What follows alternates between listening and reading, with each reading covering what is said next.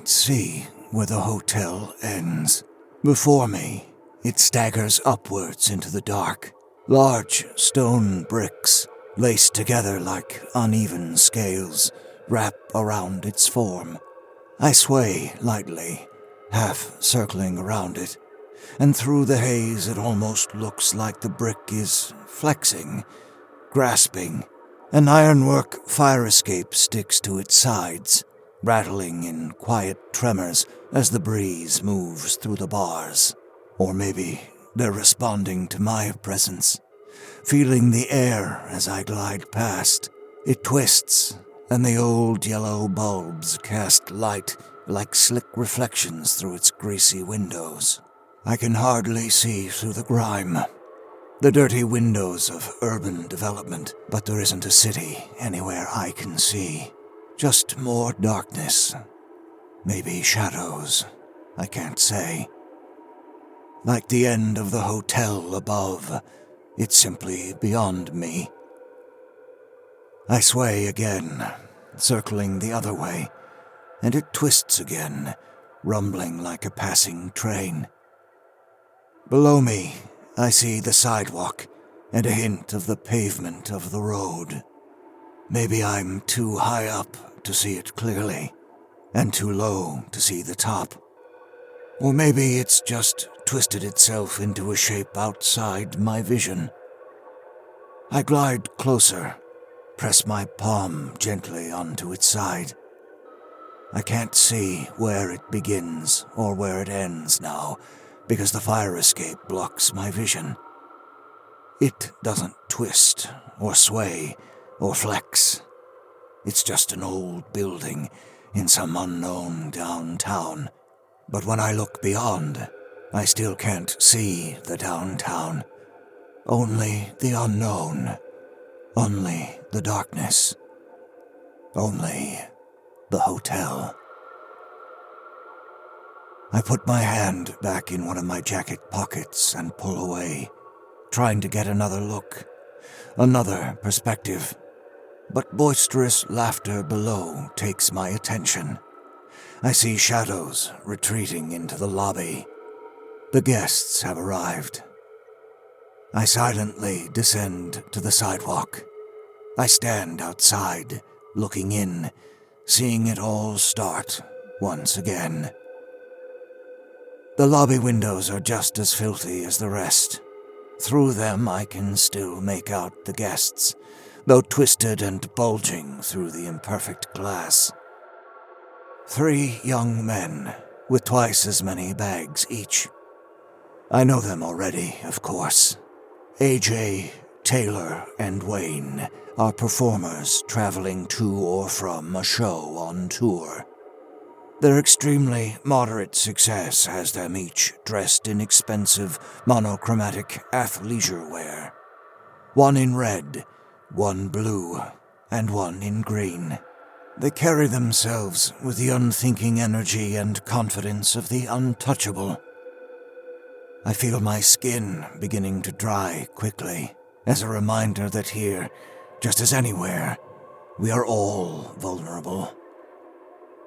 I hunch my shoulders deeply, letting myself get lost in my overcoat.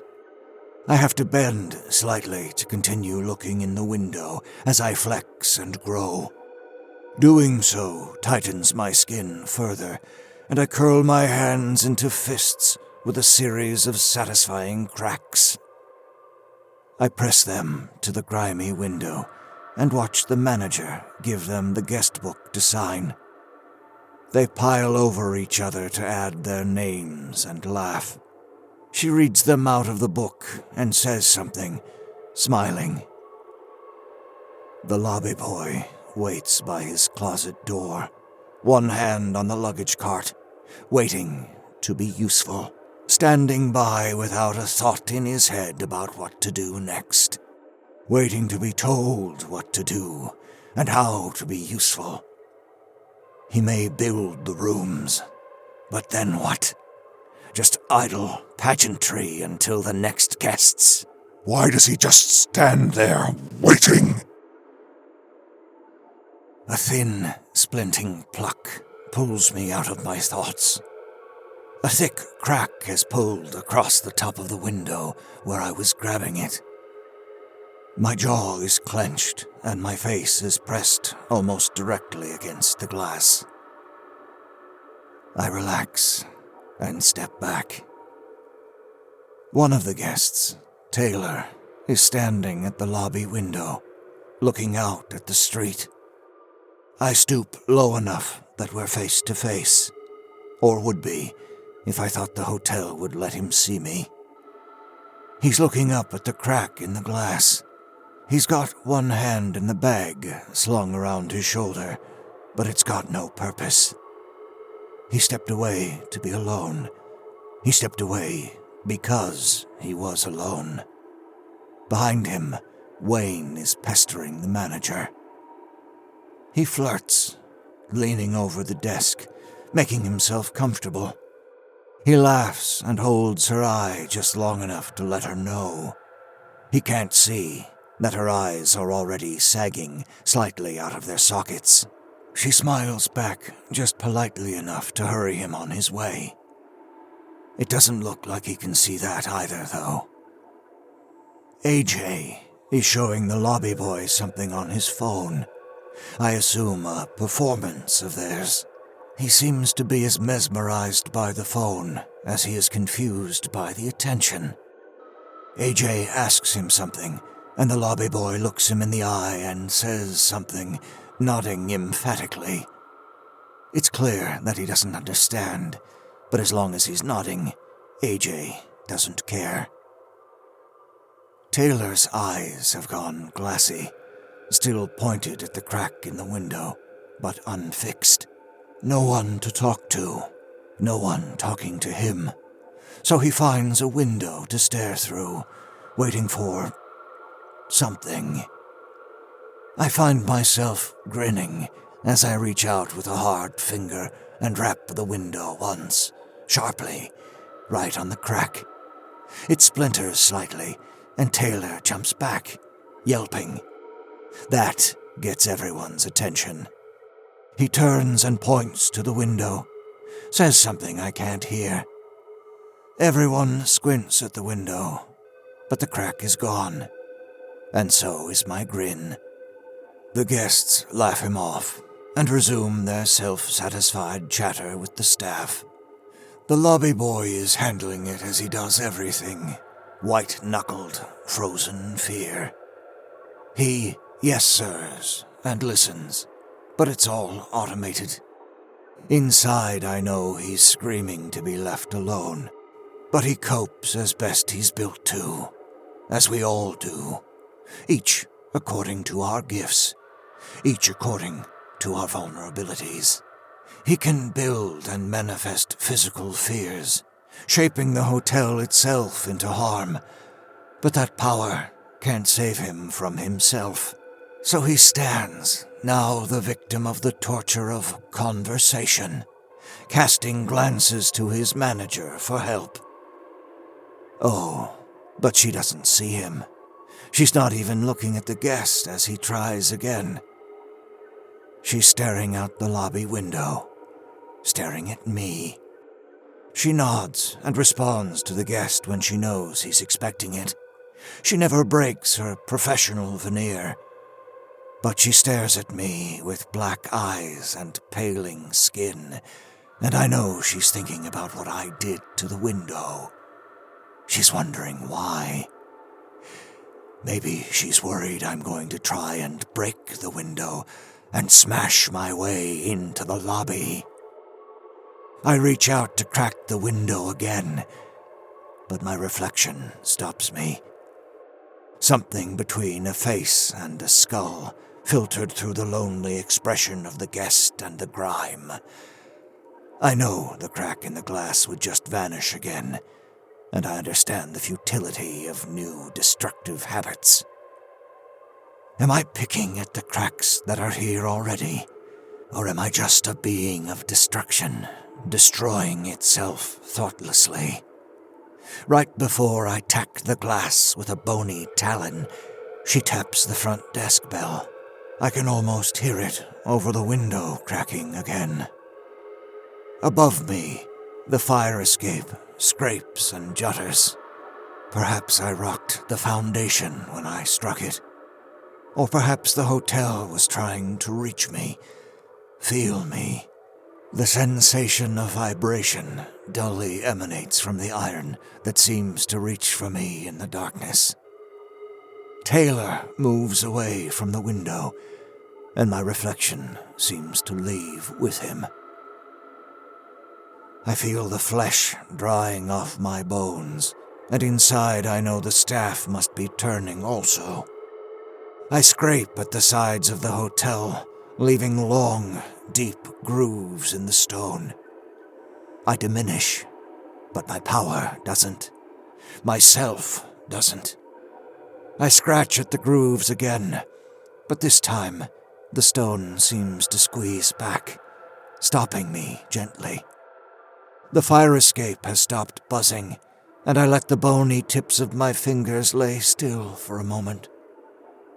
The manager is still watching me, or at least letting me know she has her eye on me, staring through the thick, yellowed window. The lobby boy is helping the guests load their bags onto the cart. All except Taylor, now pretending to rifle through a second bag to the side so he doesn't have to participate in his exclusion. The hotel has small elevators tonight. Only room for the lobby boy and his cart. The manager points to the stairs. "If you don't want to wait," she says. "You all look healthy and strong," she says. The lobby boy doesn't just build rooms here. Death comes in every corridor of the hotel. Now, unencumbered, except for Taylor and his 2 matching bags, they begin their ascent. I step back again to look up at its dizzying height, and I still cannot see where it ends. As the door to the stairs closes behind them, the elevator doors slide open. The lobby boy steps out, his cart empty of its expensive, color-coordinated luggage. The cart is gleaming gold and practically glides across the floor. A perfect form, without function. An empty cart for dead luggage. He limps to the front desk, liquid gushing over the tops of his shoes and trailing across the old carpet. He can't even stand steady at his post. He leans, one hand still on the cart, wobbling uncertainly as his body rots. His function ended, his form decaying. The cart sways with him, just barely holding him up. I watch it bob back and forth, glinting with polish and slime from his hand. His touch is death. He is the working hands of the hotel herself, and he can twist her form into brutal and bizarre perfection. Every guest who passes through the lobby bears the signature of his labor on their own rotting corpses. Yet he stands there, trembling at the thought that the manager might speak to him, or that I might appear and glower at him, or that anything at all might happen. His cart quivers, and his juices drip down its frame, while just a few stories above, the guests are at the mercy of his hands. His rotting, weak hands. I pound my tightly skinned fist on the lobby window to shatter it. I hit it with enough force to send the glass raining down on him, to show him what we are capable of with these forms, to show him what good his fears will do him. To scare him enough to let go of the cart and watch him drop to the floor in a puddle of himself. But my fists hit the window with a very dull, very quiet thud. The window looked no thicker or sturdier, but it didn't so much as rattle in its frame. He doesn't even look up from his flop sweat. She saw it, though. She's still looking at me from behind her desk. She hasn't moved a muscle. Her rigorism has little to do with her decay, and the look in her eyes say very clearly, very plainly, "Stop." Above me, the fire escape creaks as it sways gently. The hotel is so staggeringly tall, it might be swaying as well. I leave the staff to its now useless lobby business and hurl myself dozens of feet upward in an instant. I grab deep chunks of brick as I pull and leap around its sides, working my way up. The bottom of my overcoat is flaking off in shreds, leaving a trail of dusty decay. Beyond me is only darkness. Ahead of me, the endless heights of the hotel. I float and climb until I find the window to the floor of the staircase the guests are in. I grab the fire escape bars, and they bend slightly under my increased weight. And there they are, spirits still high, laughing as they take the stairs in optimistic and energetic bouts of 2 or 3 at a time. Taylor lags behind, though. He brought his bags. No room on the cart, maybe. Or maybe his friends didn't think to ask him. They aren't thinking to check on him now as he struggles and sweats. He brought it on himself, this struggle.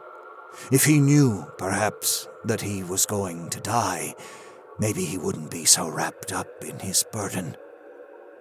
He doesn't call out to his friends to slow or wait. One bag slung across his torso, the other dragged behind up the stairs. He pauses and readjusts it to his other shoulder, as though that will do anything at all. I leap up, half floating, half climbing the fire escape, several floors to see what comes next. They take the stairs one at a time now, occasionally checking the doors leading out to the rooms. But of course, they find them locked. They should have reached their floor by now. Not that that's the sort of thing guests are allowed to notice here. They climb. I climb. Higher and higher. Closer and closer. Eventually, they give in and rest.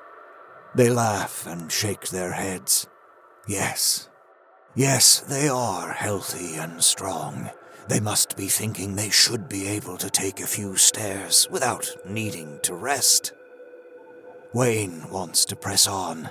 He stands at the top of the next flight, hand on one knee, impatient. AJ sits with Taylor. Taylor shakes his head, waves him away. I look closer, unaware that I'm once again hunched so that my face is practically touching the thick, greasy window glass. AJ tries to take Taylor's bag for him, but he refuses. He actually stands back up, still panting lightly, and gestures up the stairs. They're off again.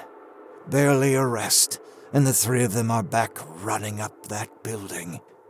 If only I could. If our places were swapped, would I understand then why these 3 struggle together, alone? Why choose each other, but not choose to help each other? Why refuse each other when... I let them continue up many more flights. I can still see them, inside myself, from my perch on the side of the hotel. I know they are quiet, except for the heavy wheeze of their breathing. I can hear the loud echo of their efforts, and that damn bag clunking off every step. But for a moment I sit here and let myself stare into the darkness beyond the hotel. It's that same darkness that surrounds the guests, whether they know it fully or not. I let my mind drift, and I with it, trying to see clearly the shape of things. I come back to myself and see that I'm standing some distance from the hotel. On some impossible floor above me, I feel a door being violently, impotently jerked. Through the window, I see Wayne trying angrily to open the door off the staircase again, his sweaty hands slipping off the doorknob until he becomes so enraged he can't stop himself from pounding on the door as hard as he can, again and again. AJ tries to stop him, to keep him from hurting himself. He gets shoved back for his tender efforts. Wayne is weeping with fear and rage and exhaustion. He wants to get out. He wants to go on. He wants this all to be over. AJ is pointing down the stairs. I don't know what exactly would happen if they decided to climb down, but I know it wouldn't ease their burden or stop their tears. Taylor is at the window again. He has that look you very rarely find in a guest. The haunting, hunted kind. Through the yellowed glass, I can faintly see my own reflection on top of his. My skull forcing a grin over his quiet horror. He throws his shoulder bag at the window, face twisted into something awful. He tries to throw his other case as well, but his friends stop him as he breaks down in their arms. Can he see me? Does he want me to feel how it feels? Does he want to know that it doesn't hurt me? He shoves his friends off him roughly and climbs on with no bags, with no problems. To my surprise, Wayne picks up one bag, and AJ slings the other around his shoulder, and together they follow Taylor up the stairs. Stripped and raw now, ground out by anxiety, fear, exhaustion, and toil, the simple knowledge of their struggle is enough to wear their psyches down to a single focused point. Survive. Continue. Whatever that may mean to a creature who has no power. One step at a time, one stair at a time. They stomp up with a determination that is unsustainable. No amount of focus, grit, or thought can give the flesh energy over effort. They are not getting closer to salvation, or even achieving the distance they perceive. In this place, locked inside traumatic misery, all their struggling amounts to is more misery. They think once they get to their room, they can stop, lay down their burdens, and rest until morning, returning to themselves fully and fresh. I glide easily now, circling from window to window as they climb, single file, upwards, as long as it takes for them to die. Pain and effort is all the hotel offers them. The real, tactile comfort of one another is ignored, even hated, as the struggle twists them into something painful. I see them changing, floor by floor, window by window, into something haggard, mean, ugly. The wind blows through me, and I stick my bony hands in the tatters of my pants pockets. I sail easily around the hotel as it bobs and sways lightly. I look up into the dark, and I can see that the hotel never truly ends. The fire escape rattles at me gently, and my skull smiles back.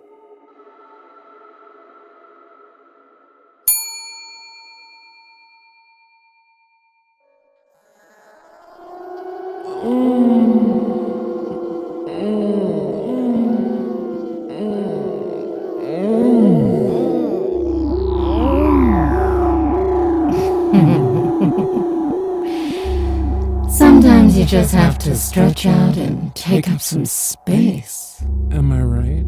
And we have 3 guests tonight. 3. They aren't getting a room, though, so I thought it would be okay to relax a little. Let it all hang out. Well, let some of it hang out anyway. Really explore the notion of unwinding. My lobby is still rooted firmly. I mean, we do have to meet the guests halfway, you know. But tonight, I just let myself unspool up and up and up and up, up, up, up, up, up, up, up. Oh, it's really almost just like doodling. Filling in the fiddly bits with scrabbly brick and twisted metal, and I'm even experimenting with the windows tonight. Kind of greasy and yellow. I don't know, stained with nicotine or some other poison. Just one of those little subtle touches that's more for me than the guests. They don't notice almost anything. Sillies. They just see me as a normal old building, red carpet under an awning. Actually, the only one who's even looking Is the owner. He's been bobbing and swaying back and forth all around me for I don't know how long. He sees more of me than they do tonight, but he doesn't really have the capacity to see me. Not totally. Limited by their 4 little dimensions, they can't appreciate my full range of color and angles and shapes. Well, even if they could see it, it wouldn't make any sense to them. Sometimes the lobby boy can see me just a bit when he's building the rooms. My endless staircase tonight, but it's mostly little old me, all by my beautiful lonesome. Not alone, though. The owner is buzzing around, keeping me company tonight. I wink at him, and he comes over and puts his little hand on my side. He's been acting so strange lately, lashing out one moment, cuddling up on me the next. I don't know. Maybe I've been neglecting him too much. He used to be so patient. Sometimes I worry the staff isn't having fun. I try to make sure they have plenty to do, and I even mix it up sometimes, but still, he fights with the others. Even now he's down at my lobby window, flicking it with his heavy bones, just trying to get a rise out of the lobby boy, testing the manager. He yearns. I know. I can see it all over him, and it makes him angry. It's just not a healthy way to cope, cracking my nice scuzzy windows like that. I readjust myself a little and harden my glass. I see the yearning inside the guests, too. These 3 are bright with it, burning with need. One of them is throwing it all at the manager, and just between us girls, he's better off in the staircase. She's such a pro you wouldn't know it looking at her, but I can see her very clearly, and anyway, the other one is talking to my sweet little lobby boy, showing him little glimpses of the outside world on his little toy. My boy is enthralled with a new yearning, a new questioning. He's a good worker, always on time for his shifts, doesn't complain out loud anyway, but he just isn't very, world-wise. He doesn't understand the images he's being shown, but I can tell he likes it. Well, he's curious at least. The guest is being kindly. He can tell the lobby boy doesn't get out much. But I can see there's something else there. A yearning of his own to be understood, to be heard, to connect with anyone about something.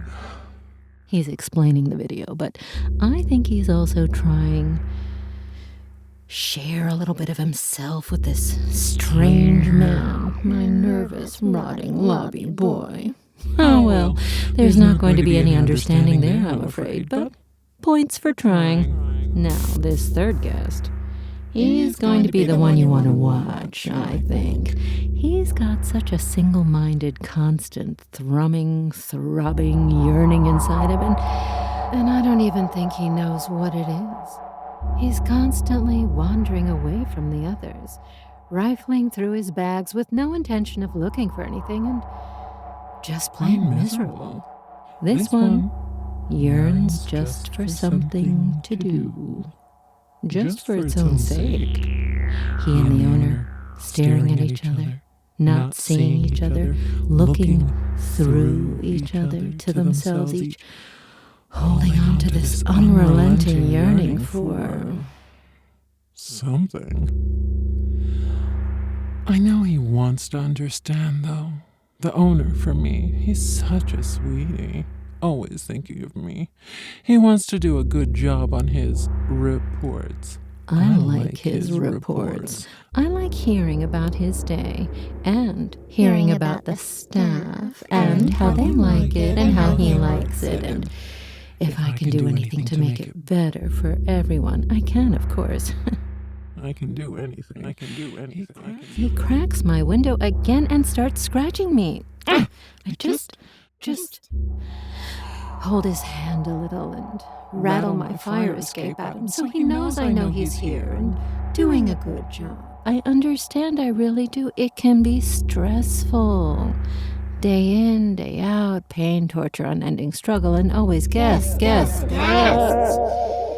others don't struggle as much as he does, and they work together more. No wonder he's lashing out. I don't need the reports or the audits to understand you, my darling. The guests begin working their way up inside me. I dispose of their baggage. They won't need it. It's a shame. It matched their little outfits. We get such fun guests here. The owner must agree because he is just crawling around my windows, following them up. It tickles. He watches them, trying So hard to understand. I have to admit, he has a point. I don't understand the guests any more than he does. Well, I mean, I understand everything more than he does, and the others, and the guests themselves, for that matter, but you ever understand something and at the same time just be totally baffled by it? Take this guest, lover boy. He fancies himself the leader of the pack. Vroom, vroom, vroom. All gusto and blood, not a thought about what comes after the next step as long as he's taking that step. No concern to where he's going or where he came from, for that matter. He's just going, moving forward, onward, upward. Inside of him is something like, well, not happiness, but the clean contentment that only comes from change and motion. Success without achievement, accomplishment without goal. Is he arriving anywhere? Or just traveling? See what I mean?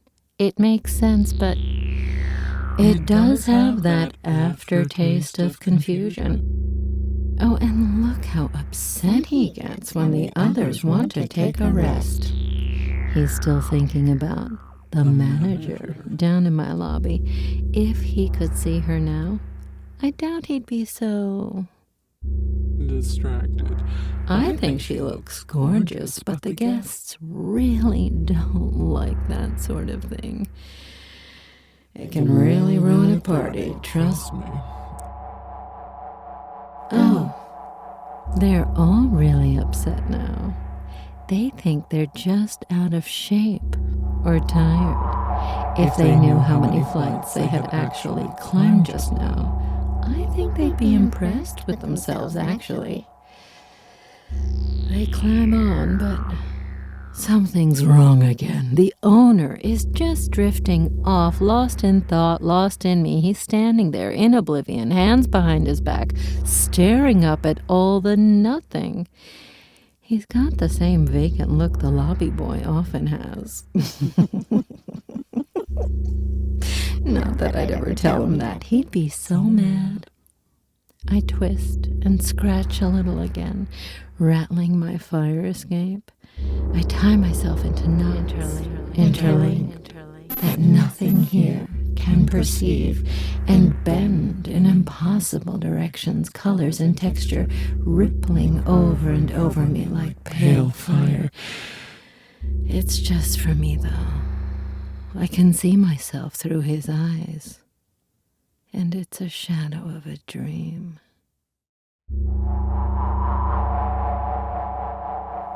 One of the guests is thinking about my lobby boy. I can hear him.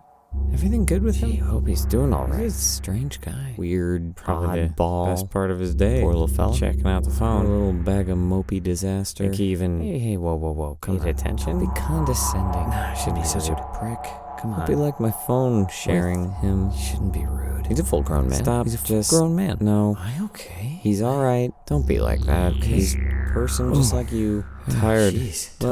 Tired. Right from left. Legs. My legs It hurt. It hurts. It hurts. It hurts. It hurts. It hurts. It hurts. It's messy. But that's life, babe. Everyone's mind is as different as everyone's body. It all works more or less the same, but honestly, I can't wrap my mind around how anything gets done between you people. And I can wrap my mind around just about anything. He thinks in a disjointed pastiche of thoughts that he has to squint at to try and derive meaning out of it all. Exhausting. But he's thinking nice things about the boy, even though he's stuck on a hamster wheel, sweating like a pig. I like him. Now, take the last one, Mr. Lonely Heart Taylor. Well, to look inside him, you'd think he was completely alone on this staircase, but I know these are his two closest friends. He's been doing his little shows with them for years. They even live together. But inside him, I can see it as plain as the nose that's no longer on the owner's face. It's just a howling wind, blowing in a vicious circle. He's trapped in his own head, and it's so hot. Suffocating humidity and grainy sand and a pain like grated bone. I doubt he even notices it anymore. Every step sinks him lower into himself. Every stabbing joint and aching muscle is just another glob plopped onto his plate at the all-you-can-hate buffet. He takes it all with him, but not for any purpose. Just because it was handed to him, it poisons him. He can't put it down. He won't. Those silly, silly boys marching themselves to death for nothing. Silly is harsh, maybe. I am masking quite a lot of what they can perceive, but still. Whether inside the death spiral the lobby boy made or back where they came from, these lads are stuck. I take a closer look at all three, just to compare, just for fun. Their lights twinkle together, and their different waves and colors look so lovely in concert. Oh, this must be what their friendship looks like. I see how fragile it can be. If you take one light away, you still have the glow from the other two. You may not realize you've lost anything at all. So easy to wander off, following your own light like a bug, mesmerized until zap! Loneliness can kill. Trust me. On the other hand, If you don't see your own light for what it is, you might think you don't have one of your own at all. You might think the only light in your life is someone else's. So you stand idly by, hand digging through your bag, so no one notices you, thinking, well, at least there's light. And they fear the darkness, of course. Now that is silly. Darkness is the natural state of the universe. Isn't it wonderful to have darkness and coolness? Most of them can't even sleep without it. There's nothing to be afraid of. Nothing that can also kill them in broad daylight. You can trust me on that, too. Now the owner, he's not afraid of the darkness. No, sir. Look at him out there, facing it, within and without, not turning away from it, marching on in his own way. The Strong, silent type, they used to call it. Strength, of course, has little meaning where silence has least. I do wonder what he's thinking about out there, all alone, though.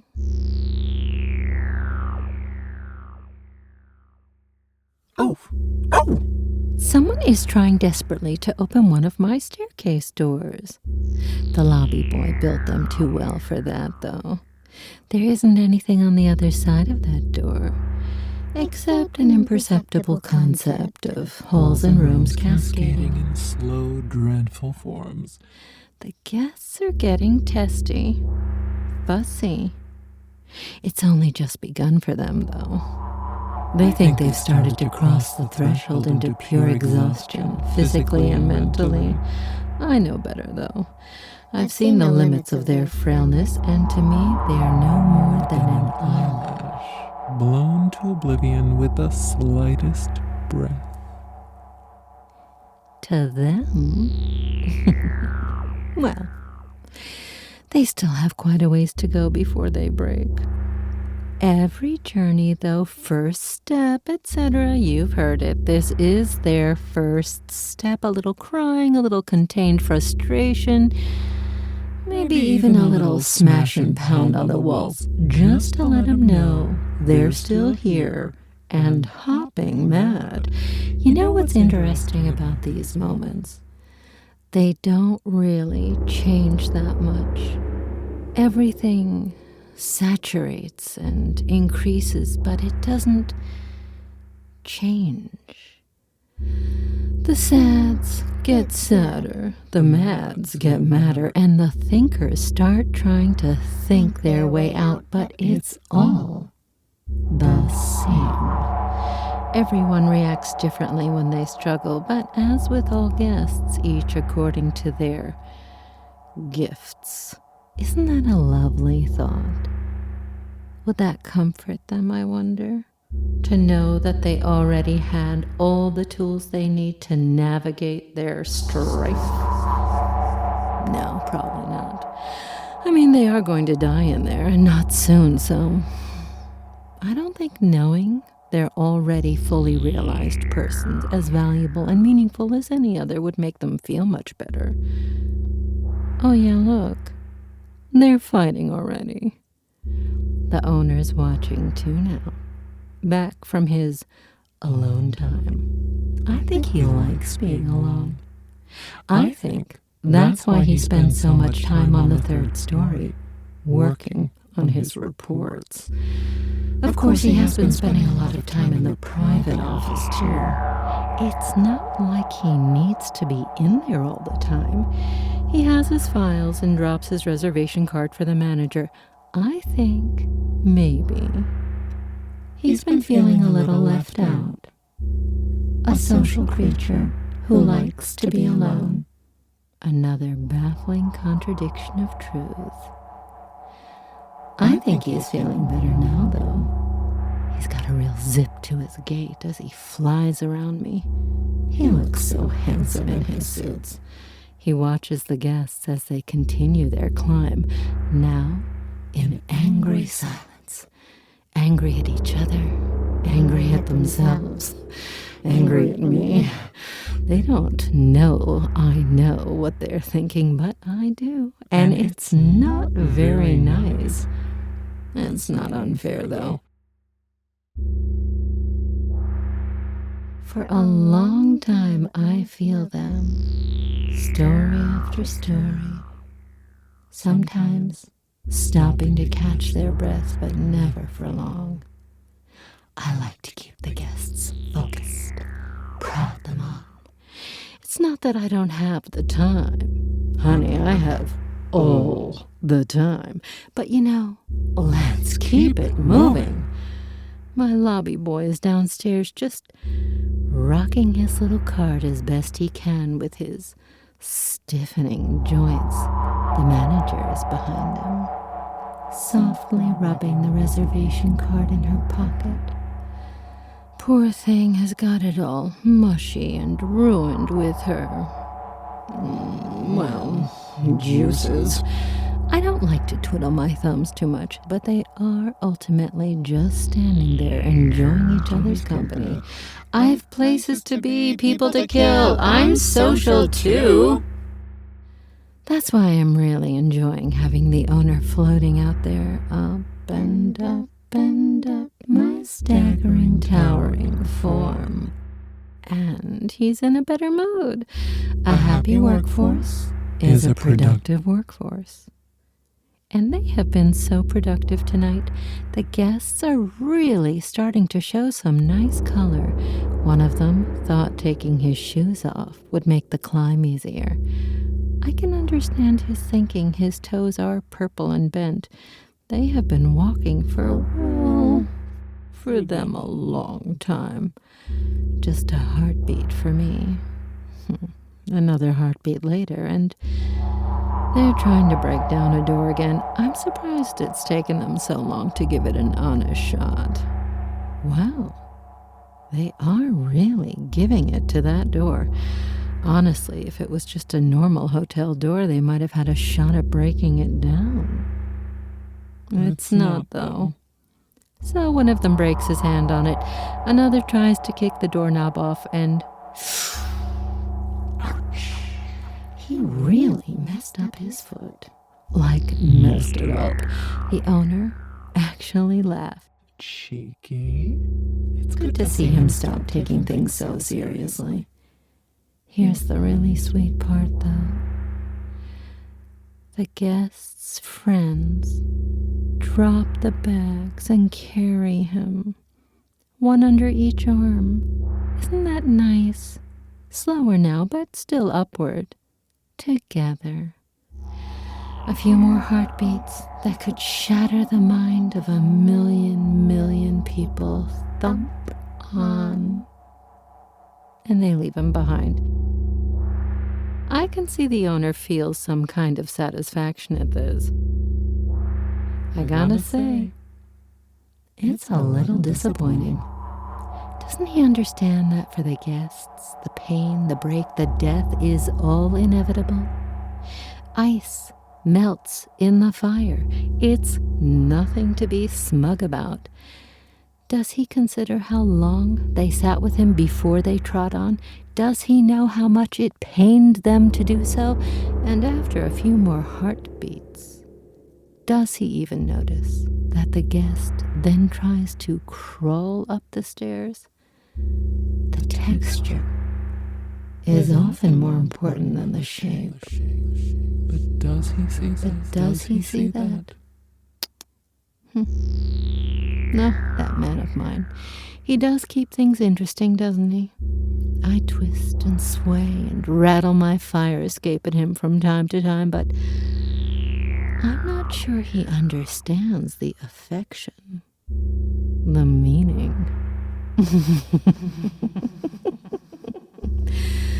Maybe I don't either, but for tonight, neither of us need to understand.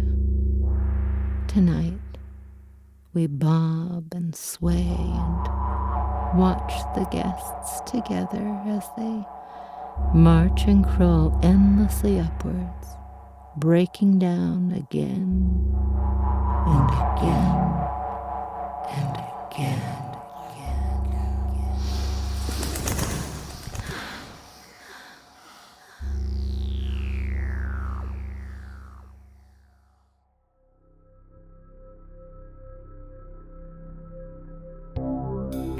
Hotel was created and produced by Veronica, California, and Mark Whitten. Starring Kelly Nienaltowski as the manager, Mark Whitten as the lobby boy, Graham Rowat as the owner, and Christa Lewis. Music by Lauren Picorni, West Rodri, and special guest composer Zach Tatom-Drake. And produced by Pacific Obadiah.